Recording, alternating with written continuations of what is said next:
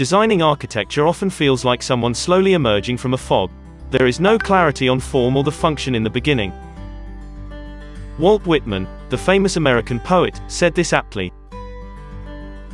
All architecture is what you do to it when you look upon it.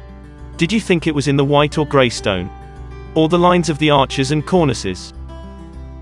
So architects are not just involved in the looks of a project. They have to mainly imagine all the activities that would happen inside the design. Let us see how this plays out. Architects need to resolve lots of contradictions. What works for a man may not work for the child or for the mother. The architect has to imagine excited children playing on a staircase, and also consider how a staircase may be used by someone who is injured. The architect may place a window to get in light and warmth. But a superstitious person with a compass may force the architect's hand to change the direction.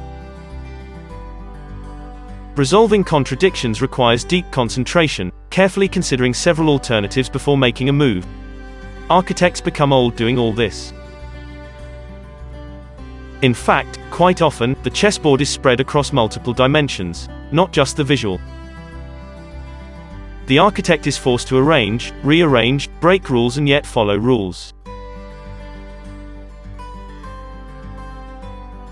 The initial stages of designing can be messy, with many collaborators wanting to have their way. Yet, the decisions taken during those early stages will surely affect the final pot. So architects need lots of assistance right through designing, checking those intuitions about various activities that will happen in the design. That looks is not the only consideration. CAD is the only design system that empathizes with architects right from the early stages of design, all the way through. It imposes no rigid guidelines. The architect is free to design in any of many different ways. At the same time, it helps architects become clear and objective really fast. CAD has many thoughtful features to assist a senior architect right across the design process. Let us see just one major capability which no other design system has. But let me set the context first. We all know how to correct a typing mistake. It is quite easy. Just press Ctrl-Z and the mistake is undone. That linear undo and redo was borrowed from word processors and brought into CAD. It was a big mistake. As explained earlier, designing is not a linear activity. It is often cyclic, often unpredictable. Designing involves choosing between various options, often hesitating, often returning back to a version of a design decision taken some time back, leaving the latter design changes untouched. Let us see how CAD allows such non-linear to and fro undo and redo. In this design, let me shift a few columns in no particular order. CAD does not impose a rigid pathway. The architect is free to hesitate, change the pathway as per his or her free will.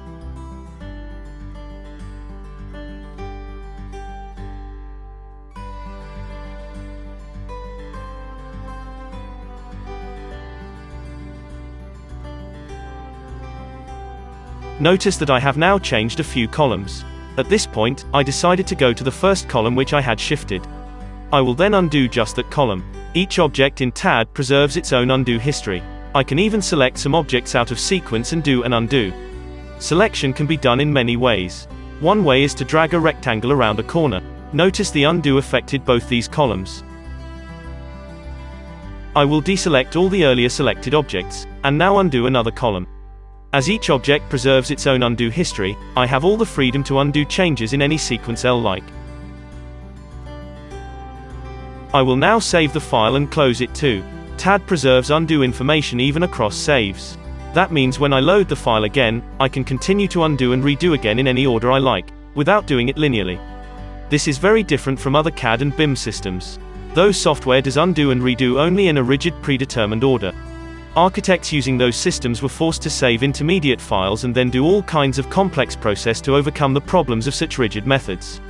CAD does not have any such clumsiness. It therefore saves a huge amount of time, as no intermediate files have to be saved.